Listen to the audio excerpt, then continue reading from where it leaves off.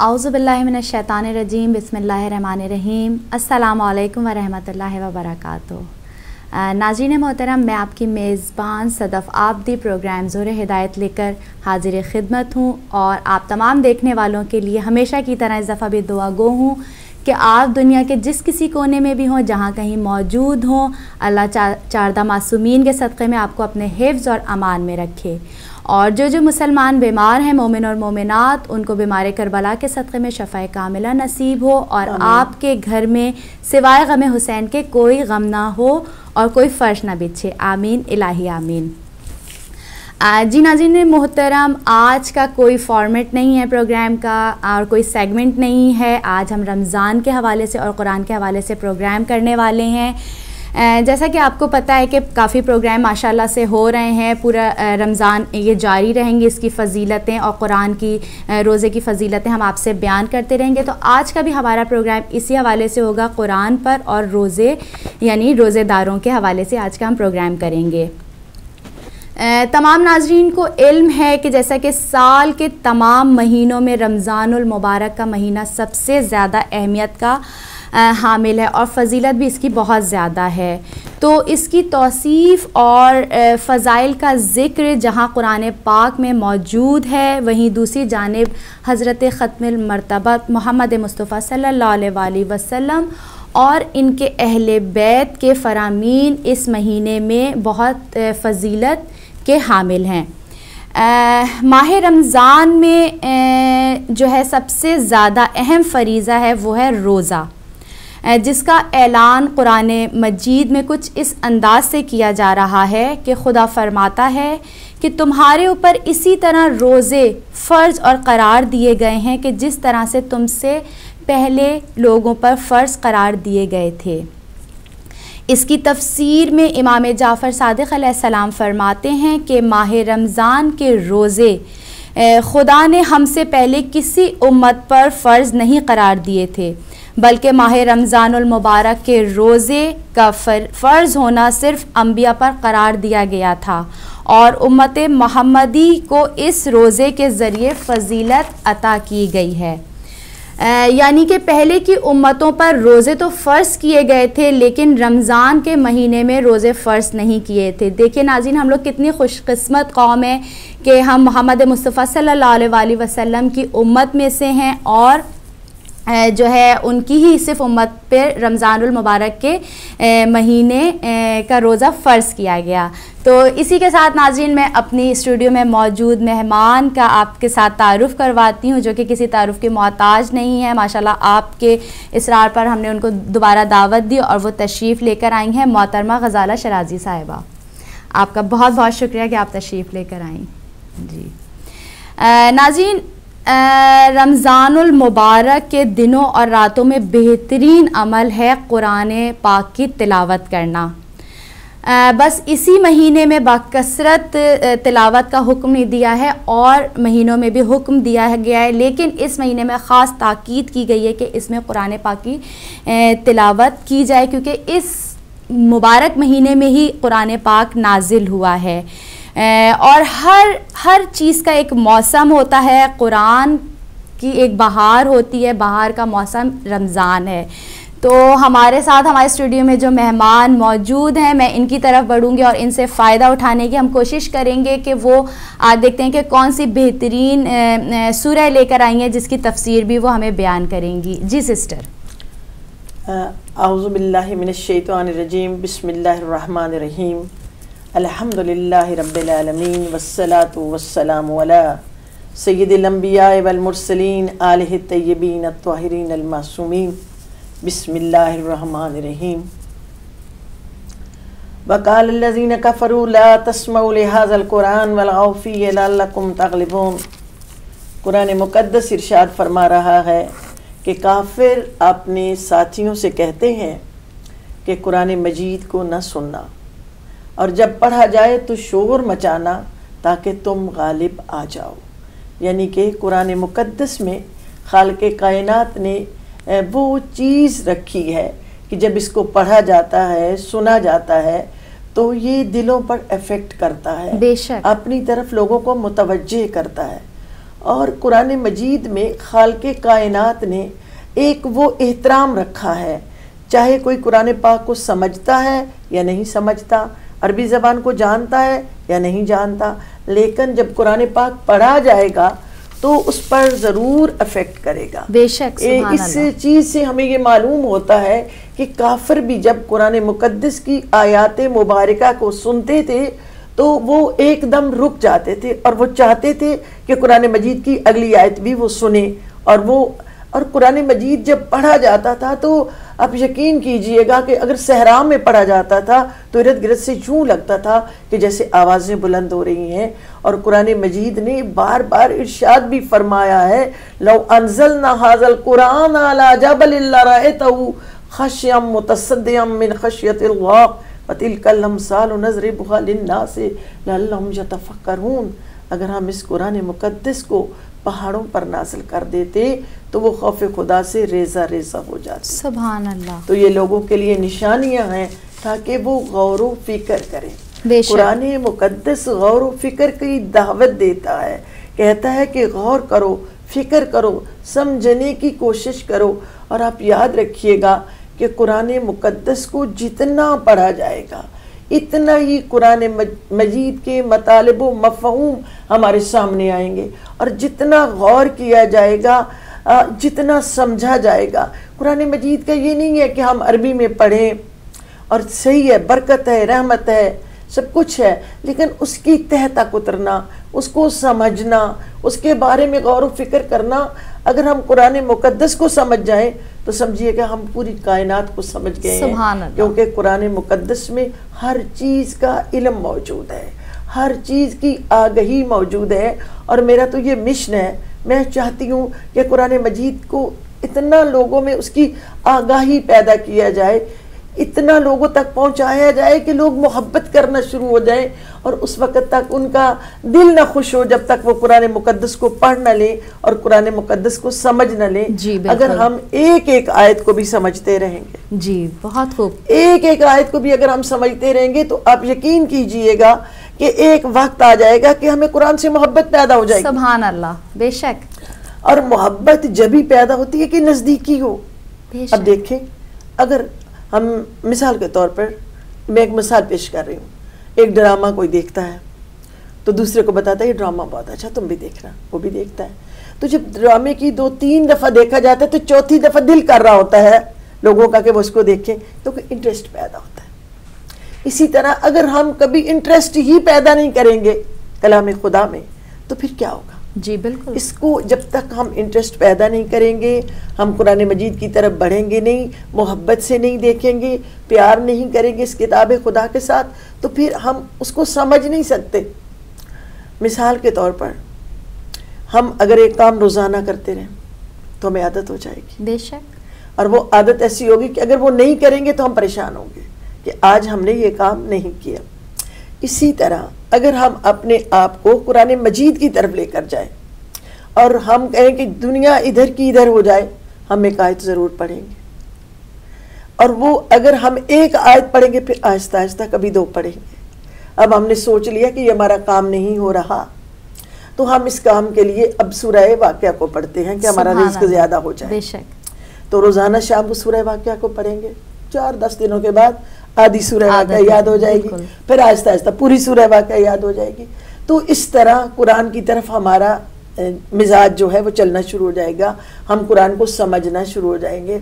اور اسی طرح اگر ہم یہ سوچ لیں گے کہ دیکھیں ہم نے قرآن پاک کو پڑھا، اس وقت اتنا ہمیں پتہ نہیں تھا، ہم نے تجوید نہیں سیکھی، آؤ تجوید سیکھتے ہیں۔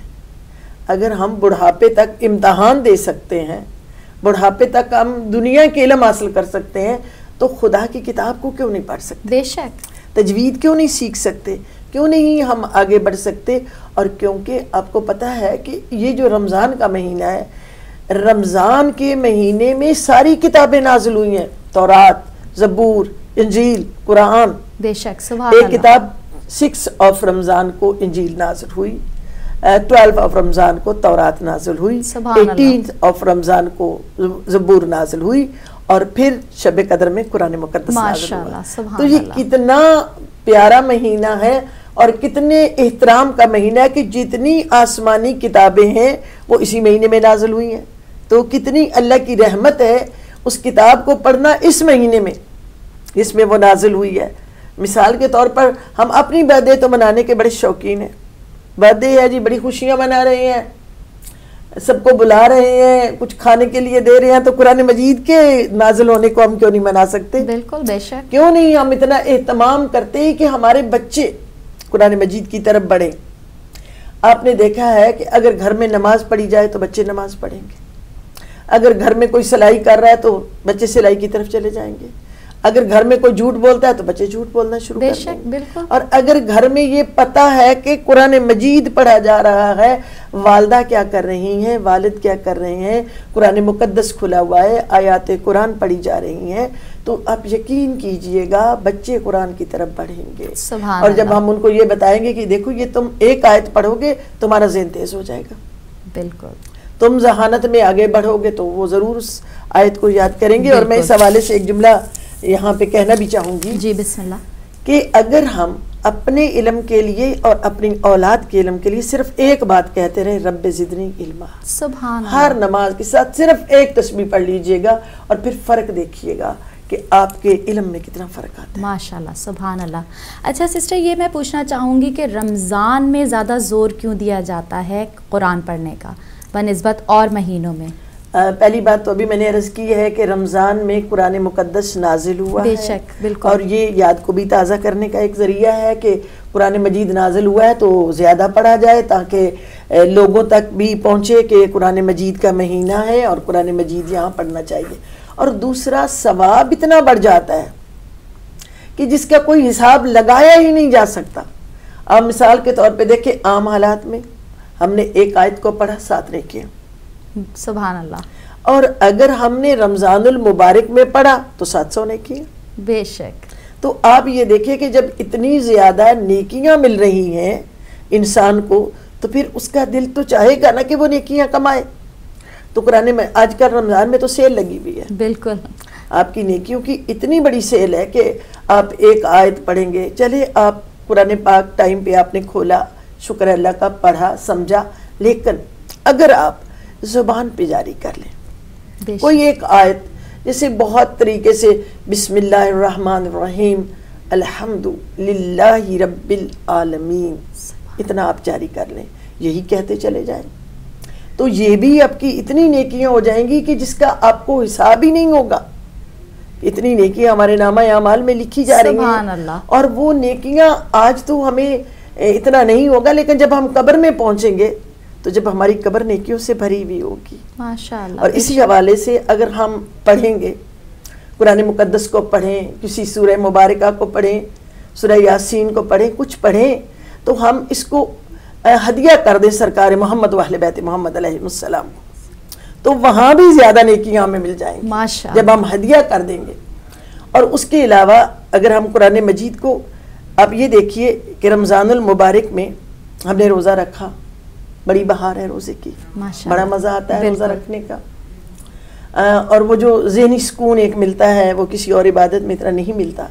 تو اس کے ساتھ ہم نے قرآن پاک کو بھی کھولا تو کیا زبردست روحانیت پیدا ہو جائے گی کہ ادھر ہماری خدا سے گفتگو ہو رہی ہے، قرآن مجید کے الفاظ بول رہے ہیں. تو میں یہ اکثر کہا کرتی ہوں کہ اگر ہم قرآن مجید کو ترجمے سے پڑھیں گے، تفسیر سے پڑھیں گے، قرآن مجید کو سمجھ کے پڑھیں گے، تجوید سے پڑھیں گے، تو الفاظ ہمارے ساتھ باتیں کریں. بے شک، سبحان اللہ. اور جس کے ساتھ قرآن مجید کے الفاظ باتیں کریں اس بندے کی کتنی بڑی شان ہے. اور برکار ہمارے معصومین علیہم السلام جب رمضان آتا تھا تو اپنے بستر کو فولڈ کر دیا کرتے تھے، فرماتے تھے بس اب عبادت کے لیے کمر ہمت ہم نے باندھ لی ہے. تو وہی چیز ہم لوگوں میں آنی چاہیے. بے شک. جب ہم مانتے ہیں سیرت اہل بیت علیہم السلام کو، تو سیرت اہل بیت کو ماننے کا یہ مطلب نہیں کہ ہم زبان سے کہیں، نہیں، ہمارا کردار، ہماری گفتار، ہماری آواز، ہمارے کام، ہمارے معاملات، ہماری ہر طرح کی چیزیں اس چیز پر دلالت کریں کہ یہ سیرت اہل بیت پہ چلنے والے. سبحان اللہ، بے شک. اور اگر ایسا ہوگا تو پھر ہمیں اپنے آپ میں ایک کانفیڈینس بھی ملے گا، ایک برکت بھی ملے گی، ایک اچھائی بھی ملے گی، اور پھر ہمیں کسی سے ڈرنے کی بھی ضرورت نہیں ہوگی، کیونکہ ہم اپنی سیلف گرومنگ کر چکے ہوں گے، بالکل ہم اپنی ذات کو بنا چکے ہوں گے، اور وہ ذات اسی صورت میں بنے گی کہ ہم خالق کائنات کی اس کتاب کو سمجھیں اور پڑھیں. اور میری التماس ہے سب لوگوں سے کہ قرآن مجید کو دور مت رکھیے.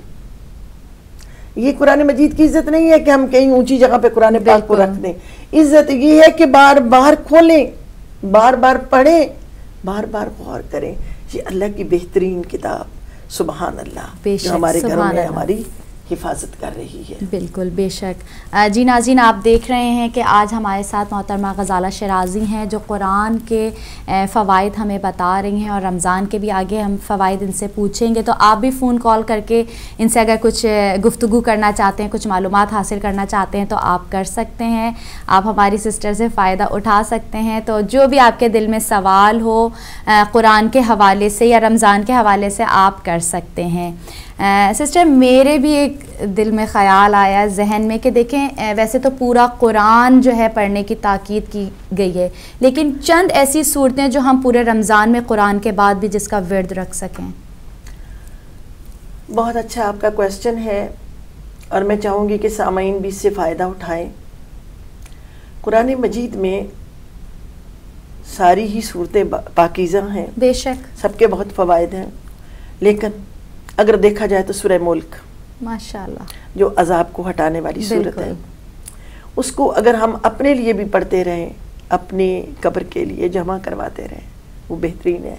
اور ہمیں چاہیے کہ ہم سب مومنین و مومنات کے لیے ایک دفعہ ضرور سورہ ملک کو پڑھیں، بے شک، اور ان کے ثواب ان کی طرف بھیجیں. اور خاص طور پہ وہ لوگ جن کا کوئی پڑھنے والا نہیں ہے، بے شک، ان کو ضرور پڑھ کے بخشنا چاہیے.